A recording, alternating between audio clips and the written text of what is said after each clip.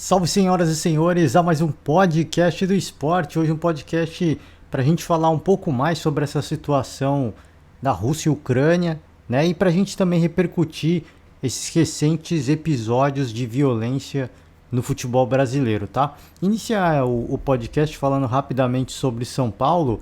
O São Paulo jogou ontem e venceu o Água Santa por 2-1, né? Depois daquela partida terrível na Copa do Brasil, aquela partida chorada contra o Campinense, o São Paulo no Campeonato Paulista bate o Água Santa e o bom momento do Rogério Ceni permanece, né? Continua, tem sequência.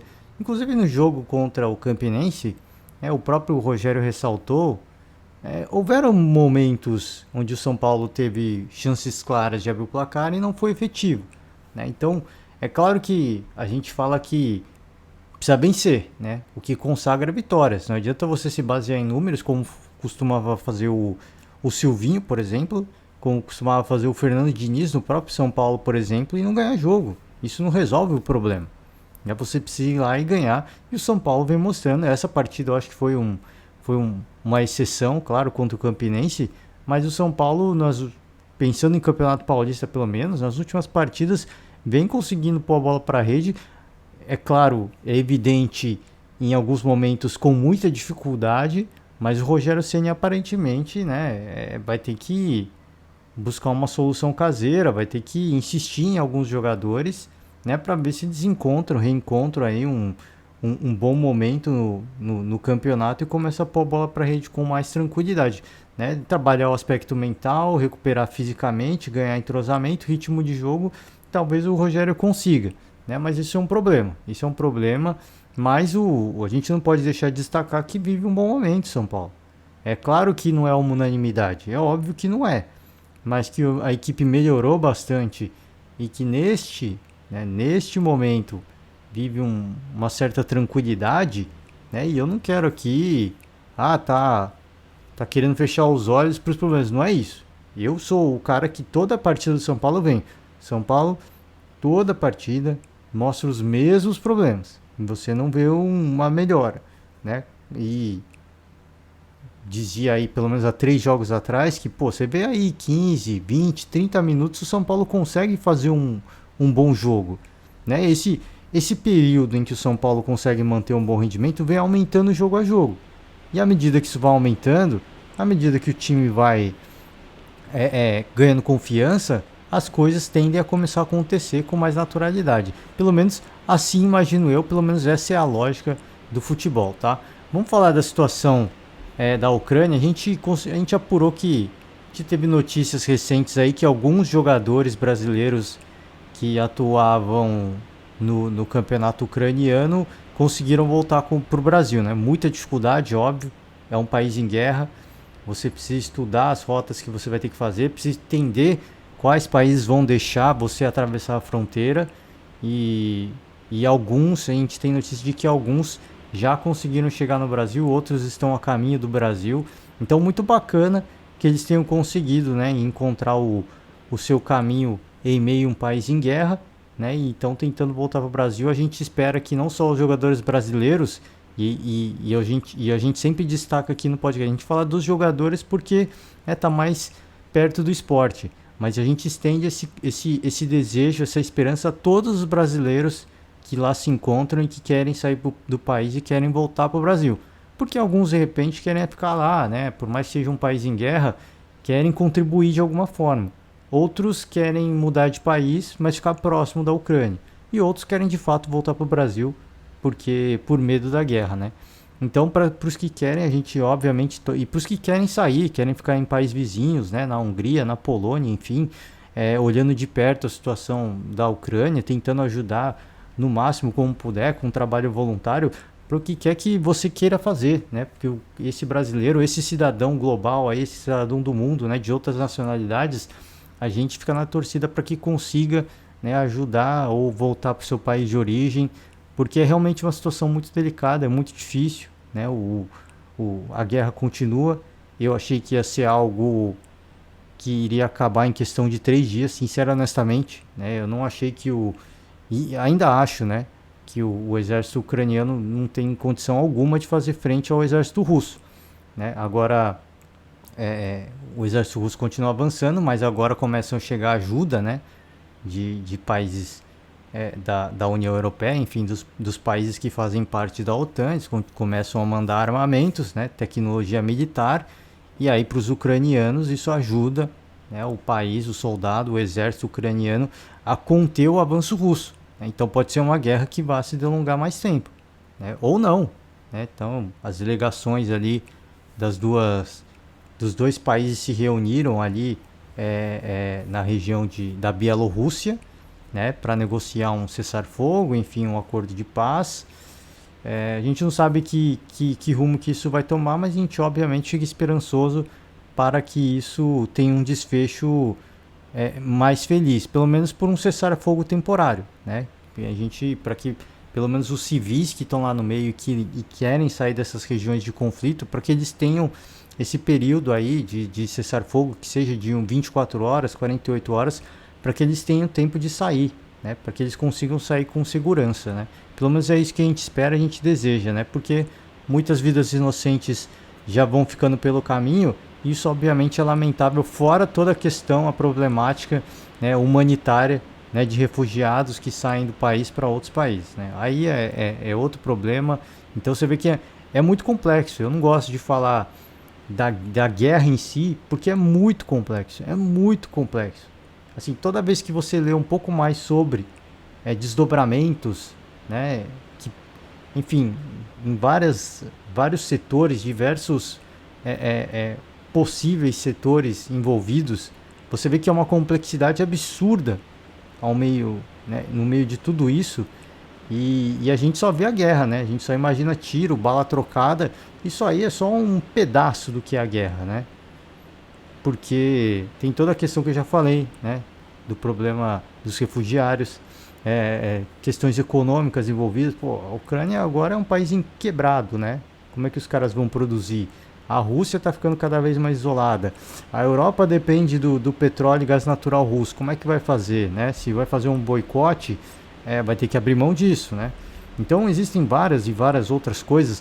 E aí agora, falando dessas vários desdobramentos, eu volto pro esporte porque a FIFA, né, inicialmente tinha recomendado que as, a seleção russa, perdão, aqui tá dando uma gaguejada para pensar na palavra correta. A seleção russa e as equipes russas, né, jogassem sem torcida, em estádio neutro, sem qualquer referência à nação, à bandeira russa, né?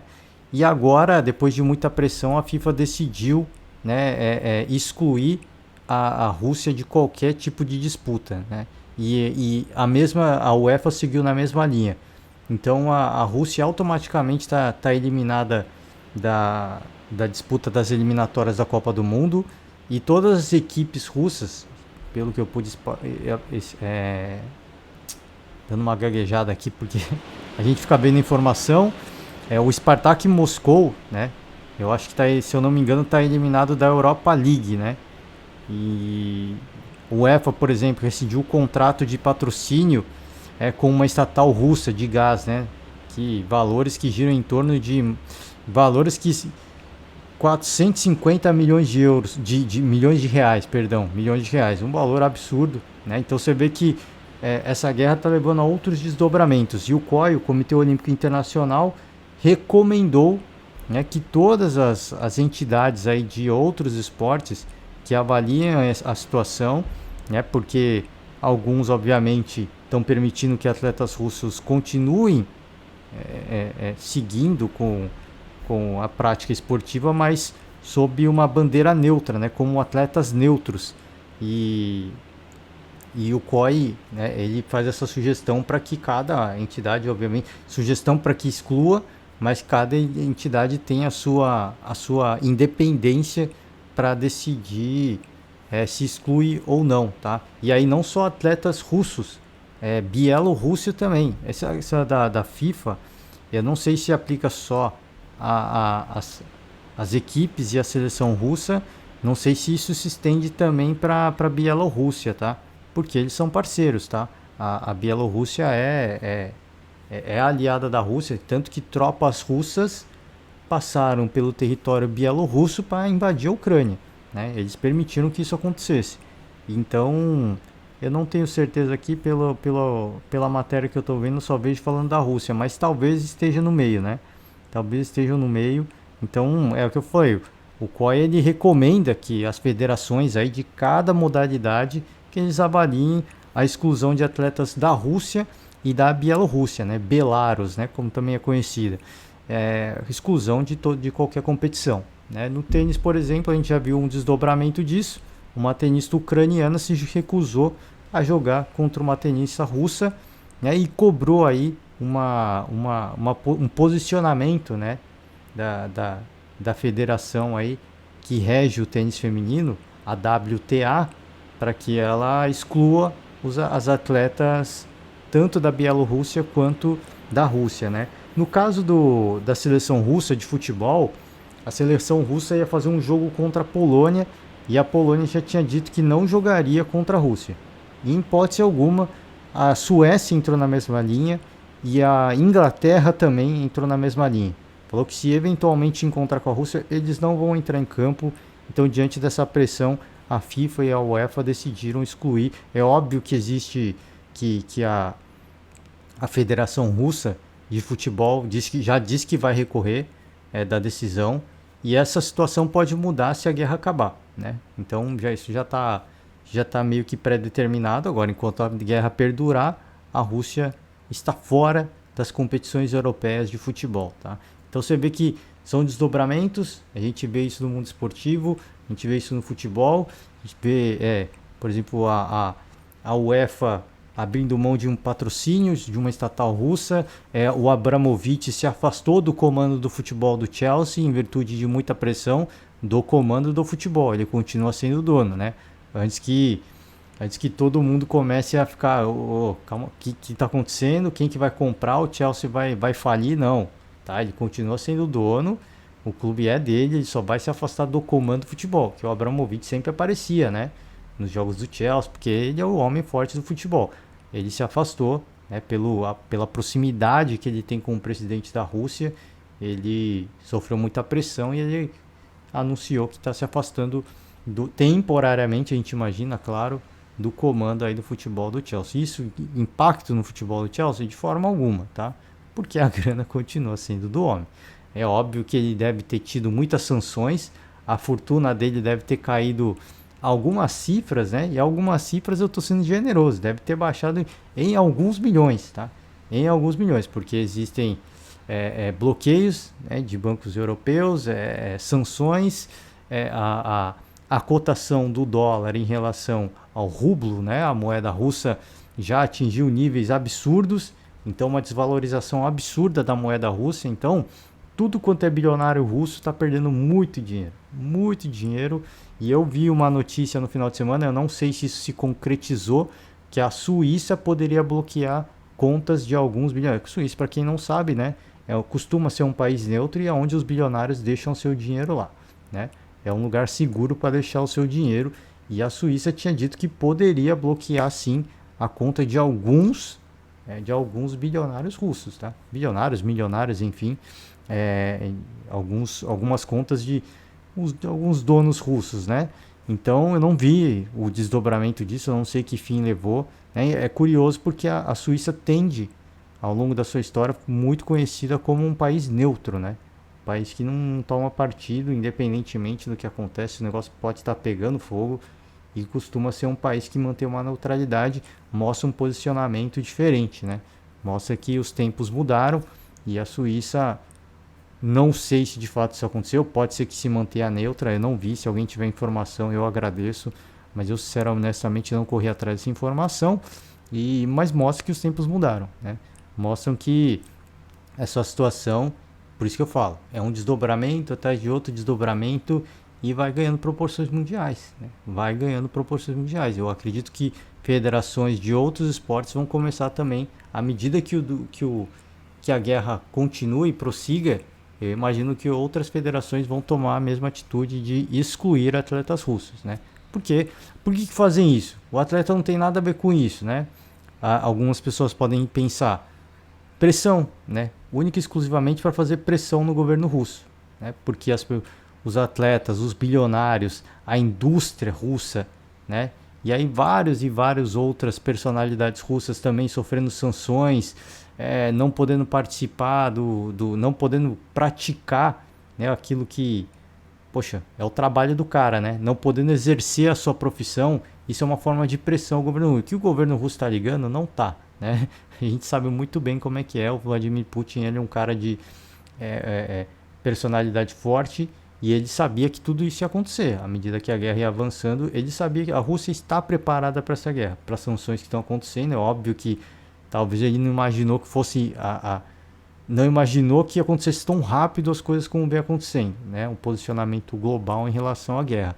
Agora, que está preparado, tá. A Rússia pode aguentar. Agora, tudo isso acontece por pressão, né? Meramente para que esses outros personagens tentem influenciar o governo russo de alguma forma para que essa guerra pare e eles possam voltar a competir, né? Se isso vai mudar alguma coisa ou não, eu acho difícil. Acho difícil. Vai parar a hora que eles acharem que tem que parar. A hora que eles acharem que fez o que tinha que ser sido feito, né? Que é dar um susto. Inicialmente é dar um susto na Ucrânia, né? Não vou entrar aqui na discussão geopolítica sobre o assunto, mas a ideia era dar um sustinho na Ucrânia, mas isso se tornou uma escala, enfim, entrou numa escala muito maior, né? A gente vai continuar acompanhando as repercussões, né, dessa guerra, tanto no futebol quanto no esporte, na questão humanitária também. E tudo que a gente tiver de notícia, a gente vai trazer muita coisa para falar, e cada podcast a gente vai tentar abordar um pouquinho sobre essa situação que é bastante delicada, né? E falando em situação delicada, eu pulo agora para uma outra situação, um outro assunto muito delicado, que é a violência no futebol brasileiro, tá? A violência no futebol brasileiro, ela não é uma novidade, né? E a gente sabe disso. A gente convive com isso todo ano. Todo ano a gente vê isso, né? Episódios de violência, né? Mas o que é muito comum a gente ver? Episódios de violência entre torcedores, né? Isso é o mais comum, né? Não que o torcedor brigar com o jogador, isso acontece também. Todo ano acontece um episódio. Mas o que é mais comum, né? A gente vê torcidas rivais brigando, inclusive a gente já viu isso, tá? A gente já viu essa temporada. No Sub-15, Palmeiras e Santos, se eu não me engano, teve uma briga fora do estádio entre as duas torcidas, né? Copinha, Copa São Paulo de Futebol Júnior, São Paulo e Palmeiras, torcida única, confusão, né? Torcedores invadiram o gramado, faca dentro de campo. Eu não sei se vocês se lembram desse episódio. E aí isso eu tô falando só aqui, Campeonato Paulista, Campeonato Paulista não, dos times aqui de São Paulo, né? Aí a gente viu esse episódio essa semana que passou com o Bahia, né? Com a situação da delegação do Bahia. Sofreu um atentado com bomba. E o Danilo teve estilhaço que chegou perto do olho. Não é uma situação fácil não, tá? O Danilo vai ter que passar por um outro procedimento no olho, tá? Porque foi detectada ali uma zona de fragilidade na próxima retina do olho, e ele vai ter que ser avaliado e não há previsão de volta mais. Então parecia que era um negócio simples, não. Você vê que de fato houve uma lesão no globo ocular e ele vai ter que fazer um tratamento. Então você já vê que não foi só a questão física, sim, de você acertar a pele, né? Porque isso aí, pô, sinceramente, honestamente, é uma lesão corporal, mas se você pôr uma atadura, um banlente, você consegue jogar. Agora no olho não dá, né, parceiro? Aí não tem condição. Então você vê que é uma situação absolutamente... Eu não posso falar algumas palavras aqui, mas é desconcertante, cara. E o que mais chama atenção, o que mais foi bizarro foi o Bahia entrar em campo e jogar, cara. Isso foi o mais bizarro. E aí depois o Guto Ferreira vem e fala pros caras que estão achando que a gente entrou porque sofreu pressão. Não foi isso. A gente entrou para honrar a camisa do Bahia e tal. Não importa, o Guto Ferreira fala isso agora, não importa. ele já legitimou a atitude dos caras, entendeu? O cara que cometeu o atentado, ele depois do jogo falou, pô, deu certo. Perdão, peço perdão na palavra, mas foi isso. Cara, pô, deu certo, velho. Deu certo. A gente fez o atentado, né? Passamos, corremos um risco aí de ser preso. Não sei se alguém foi preso já. Se for, vai ser solto logo. Corremos o risco de ser preso. E os caras ganharam. Pô, deu tudo certo, cara. Nós somos herói, tá ligado? É impressionante, assim. E aí não adianta o Guto Ferreira falar, ah, honramos a camisa do Bahia. Honrou, que honrou, honrou. E eu acho que foi. Cara, você passar por um episódio desse e vencer a partida depois, pô, mostra que os caras tão fera, mano. Os caras mentalmente eles estão fera. Agora ele legitimou na cabeça do cara que cometeu o atentado, foi legitimado a atitude dele. Tudo aquilo que ele fez, ele já pô, foi recompensado, porque o Bahia foi lá e ganhou. Então, poxa, acabou legitimando a atitude dos caras. Então, não deveria ter entrado em campo. Essa que é a grande verdade. E aí a gente vê no Paraná, né, jogadores querendo agredir, torcedores querendo agredir jogadores do Paraná. O mais recente, o Grenal, né? O Grêmio estava chegando no estádio do Beira-Rio, foi recebido ali pela torcida colorada, atiraram barras de ferro, uma pedra, né? Poxa, não consigo mostrar aqui porque a gente não tem câmera, mas pô, a pedra, velho, é uma pedra gigantesca, tamanho da cabeça de uma criança a pedra. Tacaram a pedra, voou estilhaço pra tudo quanto é lado.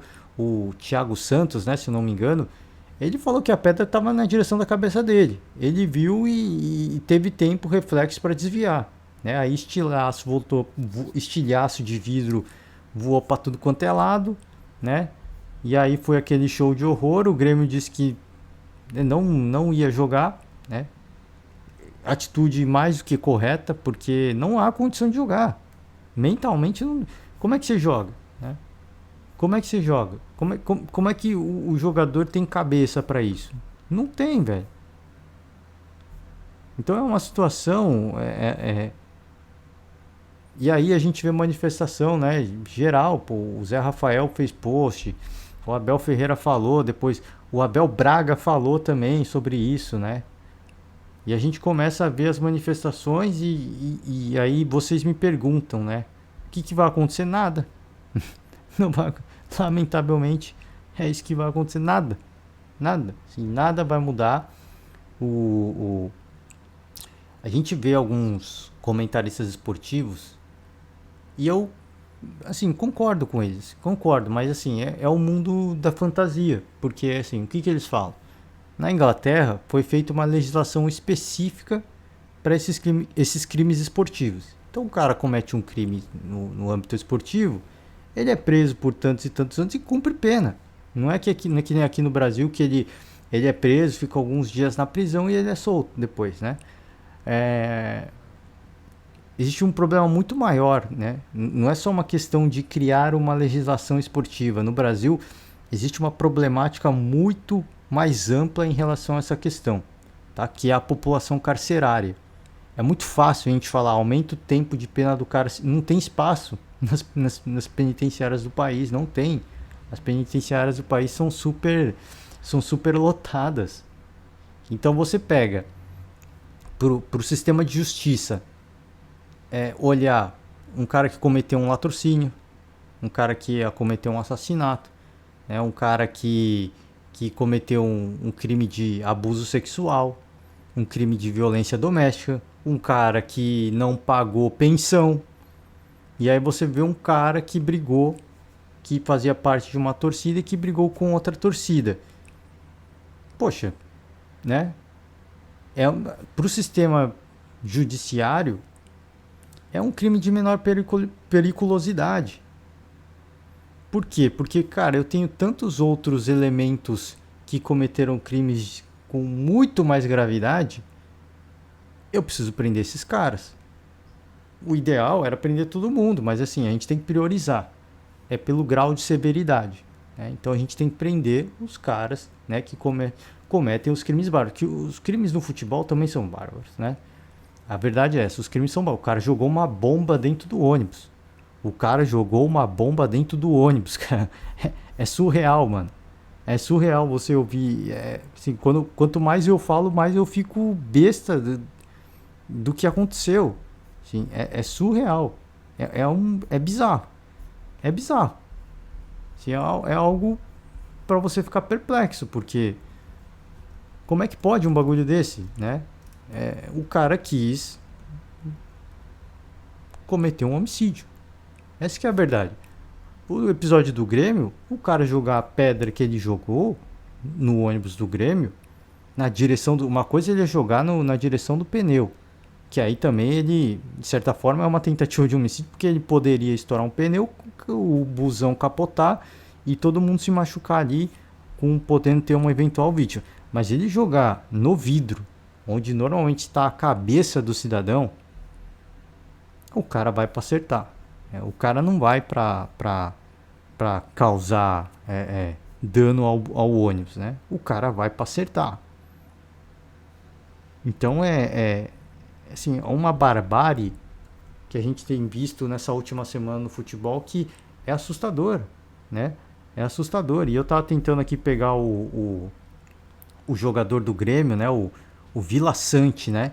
Sofreu traumatismo craniano, né? Tomou a pancada na cabeça ali, estilhaço de vidro, tudo mais. Ele recebeu alta, né? Depois de passar a noite no hospital. Ainda bem que tá tudo bem, né? O Danilo também tá bem, mas ele vai ter que ser realidade. Ele vai ter que passar por um procedimento, um tratamento no olho. Não tem prazo para voltar. E aí, né? E aí? Então, assim, a gente começa a ver tantos e tantos episódios, assim, num curto espaço de tempo. Como é que vai ser o resto da temporada? É isso que mais me assusta. Porque a gente fica falando, é só estadual. A gente está na época só dos estaduais. Né? Estadual é pré-temporada. Cara, se a gente tá vendo tudo isso só em estaduais, eu tô preocupado com o que a gente vai ver no resto do ano. E de verdade, sincero, honestamente, eu tô preocupado com o que vai acontecer no resto do ano. Me assusta, cara. Porque é estadual. É só um estadual. Não é menosprezando, tá, o torneio estadual falando isso. É porque a gente sempre fica com o mesmo discurso. O estadual é importante, mas é um torneio de pré-temporada. É um torneio que vale menos. Não vale tanto quanto um Brasileirão. Não vale tanto quanto uma Copa do Brasil. Não vale tanto quanto uma Copa Libertadores, uma Copa Sul-Americana. Não tem o mesmo grau de importância. É importante, mas cara, esses níveis de violência no caso do Bahia foi a Copa do Nordeste que foi disputar, né? Mas é satisfação do torcedor com o clube, né? Mas, cara, me preocupa o que vai ser o resto da temporada. O que vai fazer o Ministério Público, as polícias, né, enfim, de cada estado? O que eles vão fazer? Eu não sei. Eu me pergunto o que vai acontecer. Eu me pergunto de verdade. Eu não sei o que vai acontecer, cara. Se vai acontecer uma tragédia daqui a pouco. Assim, tá com. É triste a gente falar isso, mas é uma bomba relógio, que o tempo tá correndo. Né? Tem data de validade para isso acontecer. Cara, eu fico horrorizado de falar isso, mas isso vai acontecer. E talvez aconteça nessa temporada já. É um nível de violência inimaginável, assim, é inconcebível. Pô, tô falando aí, Palmeiras, depois do Mundial, torcedor que atirou no outro, do próprio Palmeiras. Pô, onde que nós vamos chegar, cara? É isso que a gente se pergunta, sabe? Ah, você não acha que tinha que ter uma legislação específica, que esses caras tinham que ter punição mais severa? Eu acho, assim, eu concordo com tudo isso. Por isso que eu falo, assim, os comentaristas que falam sobre isso, eu concordo demais. Eu acho que tinha que ter mesmo. O cara que invade o estádio, ele tem que ser banido do esporte. É um cidadão que tem que ser banido do esporte. Agora, como é que vai banir um cara de entrar no estádio? Você já entrou no estádio para ver como é que é? Você só passa o ticket na catraca e entra. Não tem scanner, leitura, não tem verificação de documento. Às vezes o cara pode verificar só para ser, né, para checar a sua idade, eu não sei, mas é assim, não precisa checar. Você só põe o ticket ali e entra. Então como é que você vai banir isso? O cara pode até decidir, nós vamos banir esse torcedor do esporte. Mas aí tudo bem, aí, né? Imagina assim, o torcedor que jogou a pedra ali do Internacional. Aí o Internacional decide que vai banir o torcedor. No Beira-Rio ele não entra, que o Beira-Rio vai ter procedimentos pra, a gente vai pôr procedimentos para que esses caras banidos não entrem. Beleza. Aí vai jogar contra o Caxias do Sul, fora de casa, o cara vai entrar, velho. Vai entrar. E era para ele estar supostamente banido do esporte, né? Então vai resolver? Não vai, né? E aí é aquela mesma coisa, né? O cara vai ser condenado, vai ser julgado. Então você imagina, o sistema de justiça, os julgamentos no Brasil é algo assim, imagina quantos julgamentos acontecem no Brasil, tá? Quantos recursos são necessários para que isso aconteça. Aí você imagina um juiz, né? Que vê vários e vários casos ao longo de um dia. Aí tá anunciando, vamos começar o tribunal, primeiro caso, né?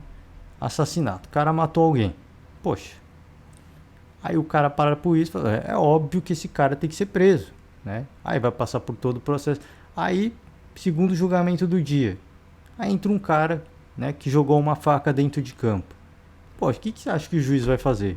Ah, mano, presta serviço comunitário, cara. Acabei de ver um cara que matou outro e vem algum cara que jogou uma faca dentro de campo. Presta serviço comunitário, né? Não vamos prender um cara desse. Então você vê que existem esses diversos graus, né, de severidade. E para um sistema penal como o Brasil. E eu não estou falando que o sistema penal tem as suas falhas, o sistema penal brasileiro tem, mas você vê que a população carcerária ela é um absurdo, né? As penitenciárias estão super lotadas. Como é que você vai mandar mais gente para lá? É complicado, gente. É muito complicado. Não é só falar assim, tem que prender. Não é só isso, porque quando fala assim, quando a gente ouve a galera falando, tem que prender esse cara tem que ficar preso. A gente cria um buraco negro, né? E aqui, antes que alguém fale que é racismo estrutural, não é. O termo é o correto, tá? É como é chamado o fenômeno, um buraco negro que absorve matéria, né? Isso aí tá na física. Que é passível de mudar o nome, de repente sim, né? Mas eu não quero, assim, antes que alguém me condene, estou usando a terminologia, o nome do negócio mesmo, é isso. A galera imagina, vamos usar outro nome, a galera imagina um limbo temporal, né?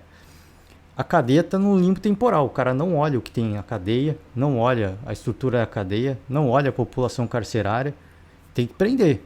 Esse cara tem que ficar preso, tem que cumprir 3 anos de cadeia, né? Por ter invadido o campo. Só que o cara não está olhando tudo que está atrás dessa cadeia, né, de justiça. E tudo isso aqui é uma cortina, né? Então na frente do palco tá o cara que cometeu o crime, e aí é muito fácil. O que você faz? Manda o cara para trás da cortina. O que tem atrás da cortina ninguém quer nem saber. Assim, é um negócio complexo, é uma máquina pública absurda, uma complexidade gigantesca aqui no Brasil, em qualquer lugar do mundo. Mas é que aqui no Brasil, a gente sabe, é uma das maiores populações carcerárias do planeta. Como é que você... Ah, constrói mais cadeia. Então essa é a solução? Ficar construindo cadeia? Vai ser um país de cadeia, então? Para prender todo mundo que comete os crimes bárbaros, mas os crimes esportivos que também não deixam de ser bárbaros. Né? Então realmente muito complicado. Não estou aqui falando que eu sou contra. Eu não sou contra, eu sou a favor. Mas é difícil, cara. Assim, você tanto crime horrendo que acontece no nosso país, como é que você vai prender um cara que cometeu um crime no âmbito esportivo, sabe? É isso que pega. É isso que, poxa, os juristas vão olhar e vão falar, cara, é complicado. Assim, a gente quer prender esse cara? A gente quer, mas, pô...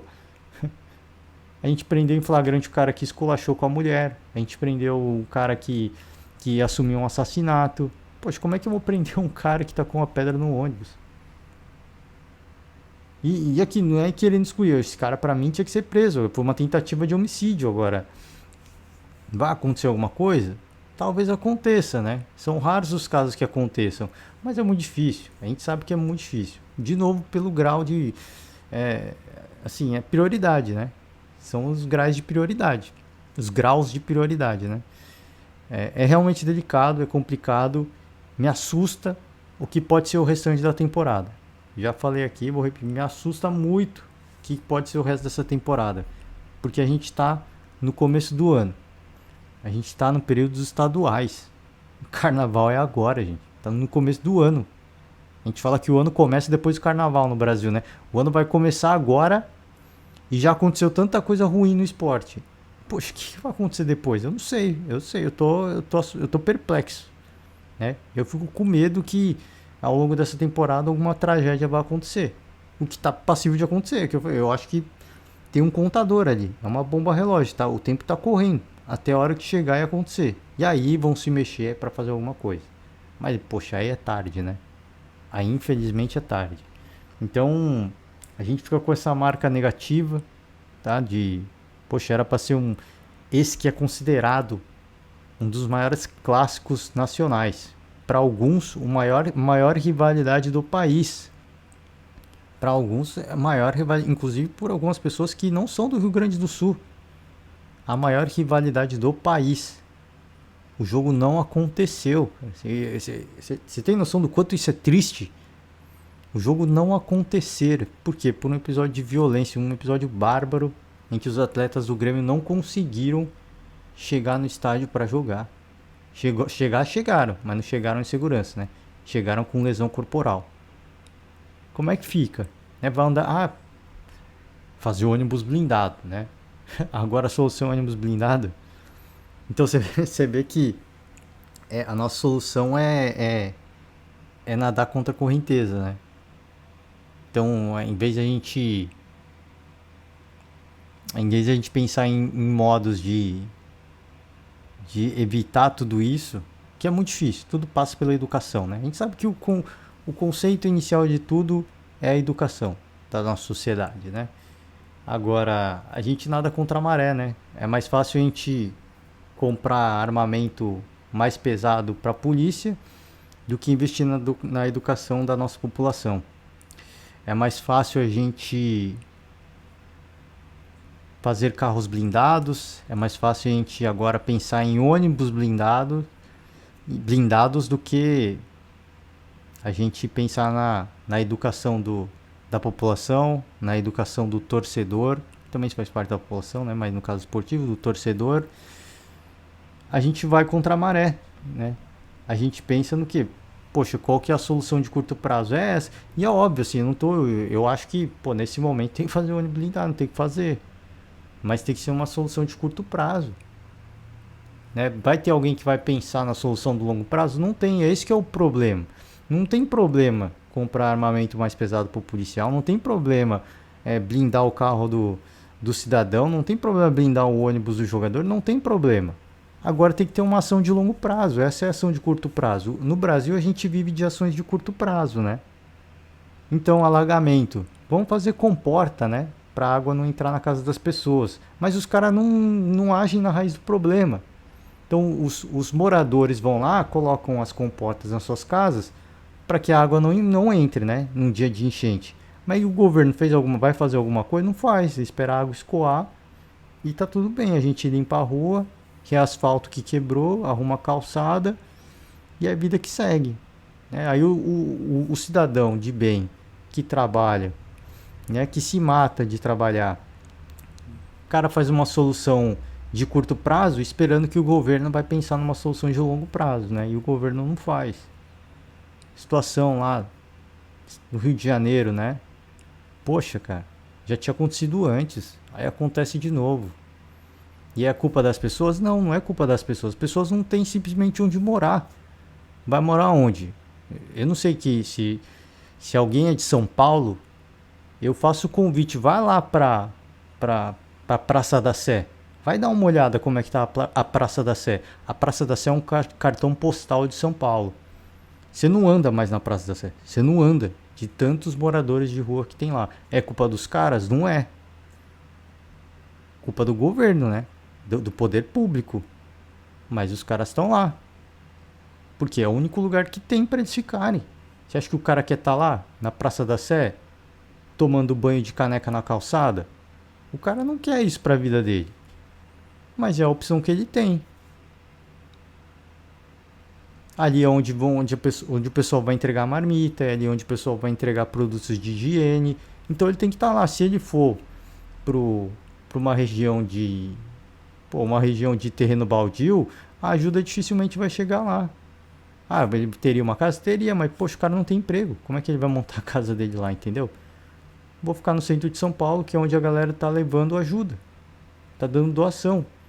Aí vão falar, pô, então a galera tem que parar de dar doação. Não, pô, tem que continuar dando doação. O cara não tem dinheiro.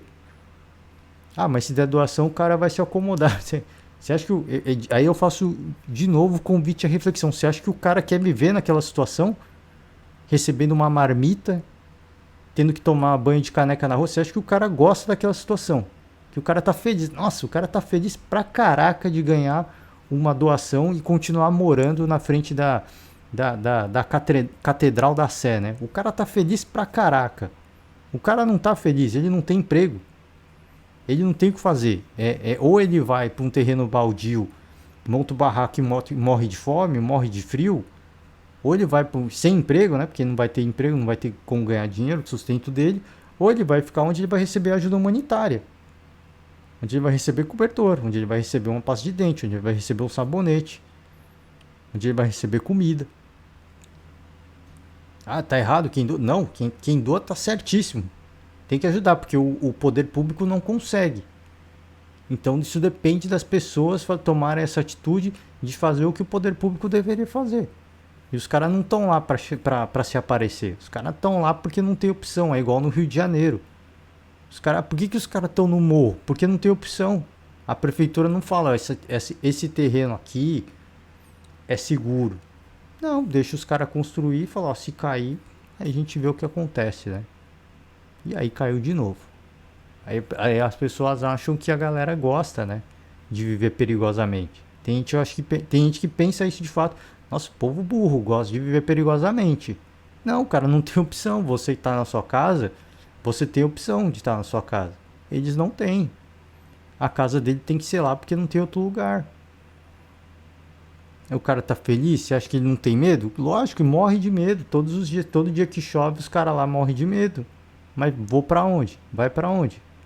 Vai ficar na frente da prefeitura? Aí o policial vai lá, da GCM, dá um esculacho no cara pra ele sair de lá, né? Porque é mais fácil, né? Em São Paulo, em alguns lugares, os caras fazem isso, né? O cara fica embaixo da ponte, manda a galera lá, né? Faz uma limpa, dá borrachada em todo mundo, os caras saem e vão pra outra praça só. Que é o que acontece na Cracolândia, né? Os caras vão pra um ponto, a polícia vai lá, tira as pessoas de lá. O que os caras fazem? Saem de um ponto e vão pro outro. Você vê que não tem um plano para ajudar as pessoas de fato. O plano vai movendo. Quando alguém reclamar, tira o cara de lá e o cara vai para outro lugar. Quando as pessoas de lá reclamarem, tira, os caras vão para outro lugar. É assim, vai empurrando. Não tem, sabe, não tem um plano para ajudar essa pessoa. Não tem. Então o cara não tá lá porque ele quer, né? Você vê que agora eu já desviei totalmente do assunto, né? Mas é que eu tô falando, são problemas da nossa sociedade. São problemas da nossa sociedade. E o futebol é o reflexo disso. Então você vê o cara que eu fui para esse caso dessa população carente, por quê? Porque a válvula de escape do cara é o futebol. Assim, a vida do cara é difícil, é sofrida, né? O futebol para ele é um entretenimento que ele tem. A vida dele, poxa, a minha vida é tão difícil, cara. Eu vou pro futebol, vou viver do futebol, porque é o que me traz alegria. É o que me ajuda a levar a minha vida. Outras coisas, obviamente, dão alegria, né? A família do cara, tudo, mas, poxa, futebol a gente sabe como é que é. Dá aquela alegria a mais, dá aquela motivação a mais. Aí, poxa, o cara torce que nem um fanático, o time não ganha, ele fica desesperado e comete, alguns, né, não todos, cometem algumas barbáries, acaba acontecendo. E aí não é justificando, né?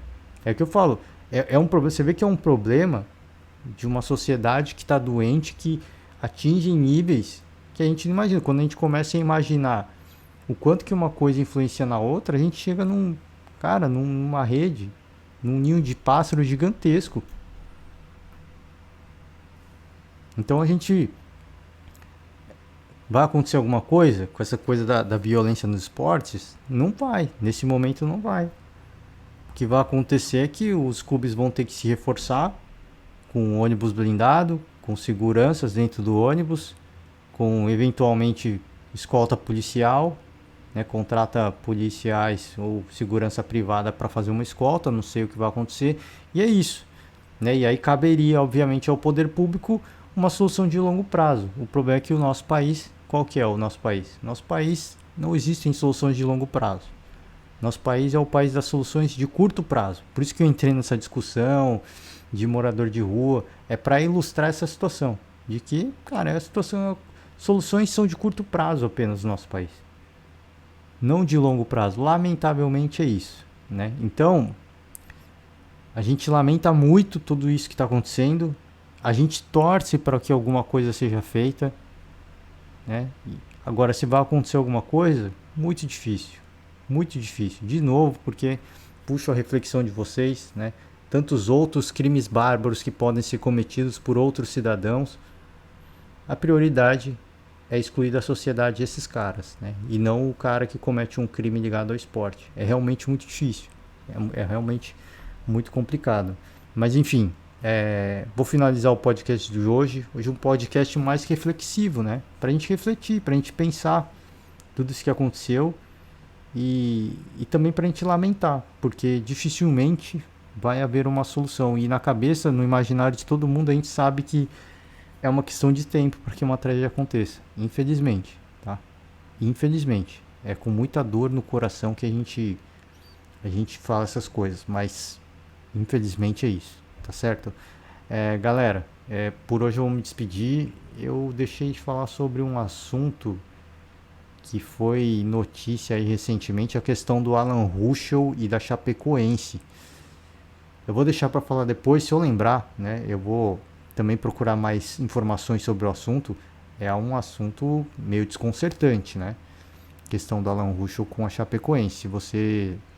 Se vocês já souberem, comentem embaixo, ajuda a gente com mais informação. Próximo podcast, se eu lembrar, eu trago a informação, tá? A gente vai seguir acompanhando essa situação da violência no futebol, se isso vai ter algum desdobramento.